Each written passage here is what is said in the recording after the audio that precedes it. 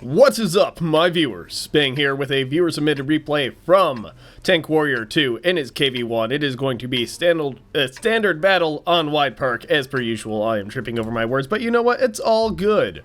Because, well, this is going to be, from what I understand, a very heated battle in the KV-1. And that was a bad pun for those paying attention. Yes, he is going to be using his heat rounds, just as he was in his last KV-1 submission. And correct me if I'm wrong, you can all do this, but I believe Wide Park is a map restricted to lower tiers, so you cannot get this map anymore on high tiers. I have videos on my channel back in the day before they did that, where I was driving like my T110 E4 and such on this map, but again, correct me if I'm wrong, but I believe only certain lower tiers can actually get this map.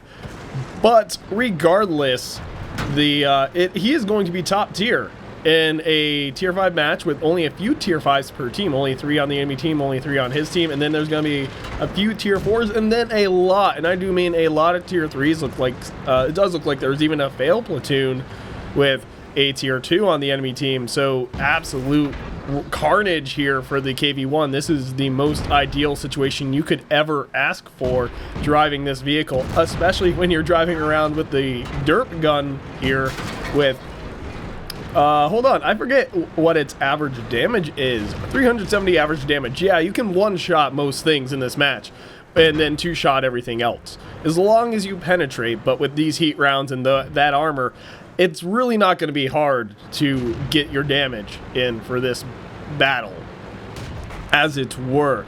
So the BT-7 kind of trying to fight a KV-1, very cute, kind of pointless, however. A tier 3 trying to take on a tier 5 heavy tank, usually not going to end well.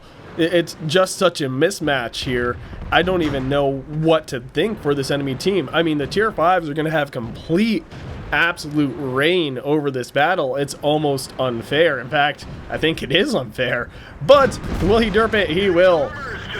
Will it derp? I feel like that should be a new thing. World of Tanks parody to will it blend. And this match could be the pilot episode. I don't know. But we will certainly see how things progress here. It looks like the tier 5 Panzer IV-H moving in, but Tank Warrior, instead of addressing the vehicle pushing into his side of the map, deciding instead to hit that VK-3001H, which honestly I don't necessarily disagree with. The Panzer IV-H does seem like he fell back looking at the minimap there, and he will get a kill on his fellow. Oh no, that wasn't the 3001, that was a Panzer IV-D. There's the 3001, and will he kill it? He will.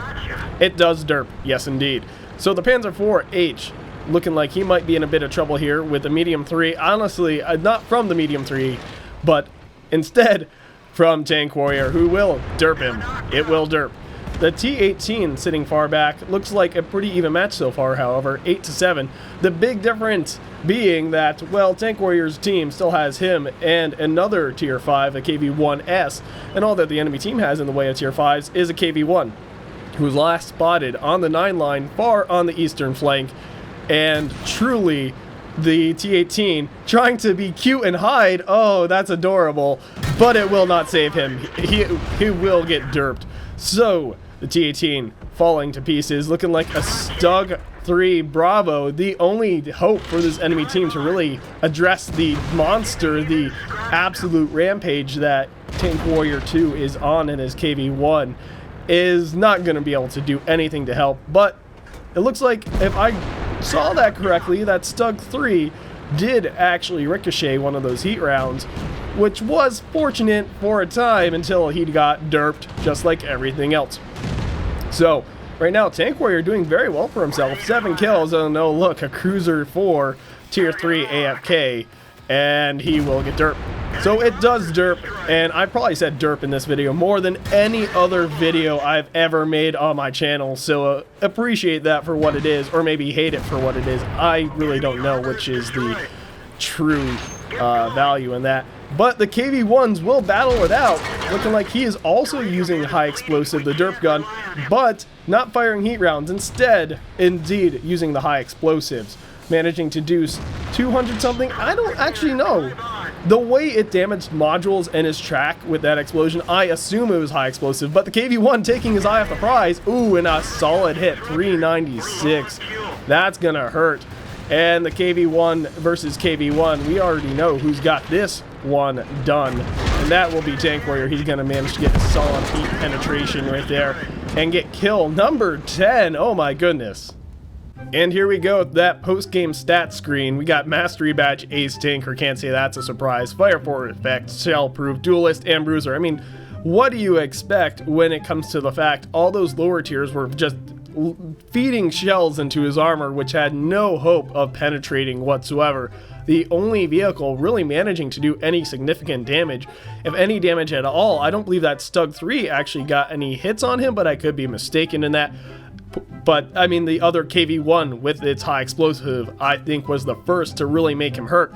But even then, it was high explosive versus heat, and the heat came out on top. And that KV-1 on the enemy team could not take the heat, so he had to submit to his defeat. But Pool's medal, cool-headed, steel wall, top gun, and high caliber. Just medals for days here. And we're going to go to team score. Seeing indeed, oh my goodness, a tier 5 getting over 2,600 damage in a match where there really wasn't a lot of hit points to go around. The enemy KV-1 having his free reign as well, over 1,400 damage, which is still very respectable, but not having the proper ammunition for a KV-1 versus KV-1 duel to the death. And as we saw, heat came out on top. So, I mean, just derps for days for Tank Warrior 2 here. And no one else, the KV-1S doing pretty well for himself, but then everyone else on the enemy team, you had looks like the other two tier 5s really doing anything. But then I just feel sorry for all these tier 3s who tried as they might, could not really do anything. And I think they made a tactical error in even trying to engage the tier 5s. They should have just let the tier 5s fight the tier 5s and then, you know, gone off to kill each other.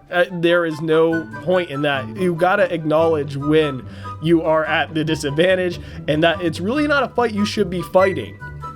So I think they should have just avoided the tier 5s once they saw them. Should have been like, nope, not my battle. I'm going to go fight tier 3s elsewhere on the map. Or alternatively, I'm going to go towards the enemy team's base, because a lot of those tier 5s are not the fastest of vehicles. And if we had enough tier 3s go and avoid them and get on the cap, maybe they could have made a victory happen. But at those lower tiers, I mean, that's also newer players, less experienced players who don't really know the ways to properly engage in a tank battle. So they haven't quite got that tactical awareness yet, saying, I can't win this fight. There's no point to fight this fight. I'm gonna go elsewhere. Shots fired, 14. Direct hits and penetrations, 14 and 13. So we managed to hit 100% of the rounds he fired. Damage, we already know that one. Damage blocked by armor, however, over 1,600. More damage blocked by armor than the amount of damage that enemy KV-1 was able to do, actually. And 10 for 10 with damaged and destroyed. Enemy vehicles spotted, however, 4. That's a bit surprising, and a little bit due to his assistance, but on a map as small as Wide Park, there's not going to be a whole lot of moving around, hence the less than kilometer distance traveled. And of course, he's going to go a little bit into debt there, even with his outstanding performance. But that is the downside. That is the consequence you face when you fire nothing but premium ammo. But he did get a good chunk of experience from it. He would have gotten obviously a lot more with premium, but did get it on his ×2. So that is always very nice. And to just highlight the difference between premium and non-premium on your ×2, I mean, look at the difference between that experience and how much having a premium account expedites your progress down the tech tree or up the tech tree, however you want to look at it. Because I say down, because back in the day, the tech trees used to start with tier 1 at the top and then progress downwards, not this side-scrolling thing it is now. So that is where my mentality comes from in that. However, World of Tanks is a matchmaking based system. Some say it could use some improvement. They've never played it back in the day when tier 5 was fighting tier 10.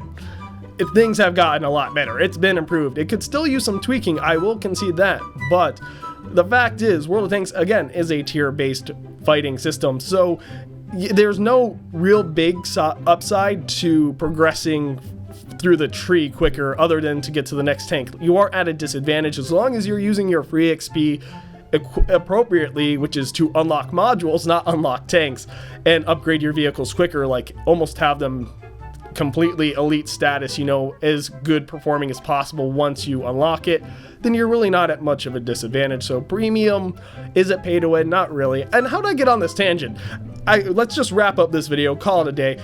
So anyway, if you like this video, please consider hitting that like button. If you want to see more, definitely subscribe. If you've got something you want to share or suggest in relation to my videos or channel, comment section below. And finally, if you got a replay you think I should do a commentary on, there are instructions in the description. But until next time, this has been Spang, and clearly, I'm just really oh so professional. MLG.